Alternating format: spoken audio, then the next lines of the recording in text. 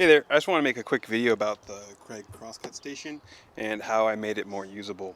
So just real quick, I've got these sawhorses. They're really common on YouTube. I followed the CJ and Drill channel, and the only modification I made was I cut half laps in the sawhorses and then in these boards, so that way a piece of plywood sits flush to the sawhorses.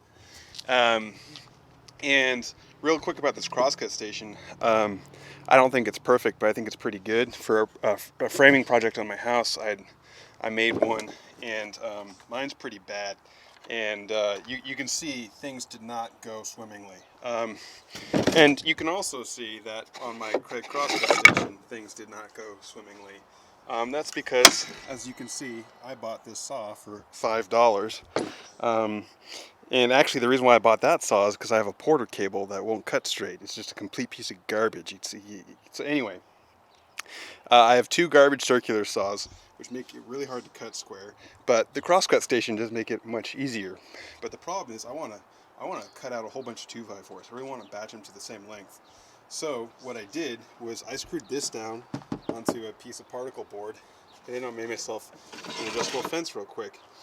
And you know, it doesn't have a ruler on there, but I can write out, like, you know, there I've got 12 inches, and I can just go to, I don't have to, you know, the measurements that I'm going to use frequently, I'm not going to have to measure anymore. And it's really great. So originally I routed out this thing and had the idea the screw was going to go through there. I'm going to be honest with you, the reason why I did that is, well, one, I thought it was going to be cool, but more importantly, I bought this router that I really don't need and I've never used it, so I needed to find a reason to use the router to justify the purchase of this router, right? So that's why I did that. But don't do that, that's a bad idea. What I ended up doing was there's a screw that's held captive, and in fact, it's not even held in there very well. You can see I'm awful at woodworking, but it doesn't matter. It's well, it was working before. I probably need to use two hands for that. Come on, there we go. So I've tried it out and I made this 12-inch mark, and now I just take it to that 12-inch mark, cinch it up with this screw right here. It doesn't need to be too tight, and then it gets me really good cuts. So, like, I'll give you an example. I need to cut this to 12 inches. So I'll put that at 12. And then I've got this cord here, and what that does is it holds this, which I believe that's what you call a bad idea. So I just want to remind you, I'm responsible for my bad decisions. I'm not responsible for your bad decisions. But anyways, I'm gonna have to put this down real quick so I can hold this with one hand. All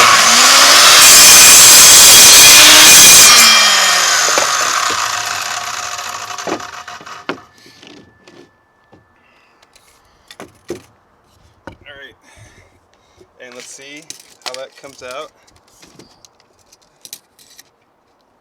That is pretty damn close to 12 inches. That's pretty good. And the other thing that I really like about it is it makes micro adjustments really possible. So I can just loosen this just a little bit, and I can give it the little taps, you know, and really get, like, you know, a 64th or 32nd or whatever. Whereas normally with this kind of thing, that's really difficult. So I think the only other thing to mention is that one of the things that's so cool about this Kreg Crosscut station is that the height is the height of a 2x4, right? Whereas like my one, I need some of this scrap MDF to bring the work up to the same height so it doesn't tip out, right?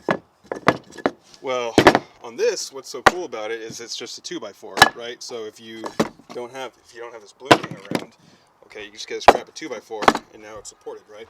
Well, that's not true on this side anymore, right? If I put this here and then I put a 2x4 on it, it's all scawampus, right? Well, I just took an offcut. I think probably the smarter thing to do would be to screw a piece of a 2x4 to this same particle board that it came from. But this offcut works fine. So I just have this here, and I can put that on top. I can put that on top, and then now when I go to cut a piece, it's all even. So this is a pretty quick and dirty, you know, redneck miter cut station here.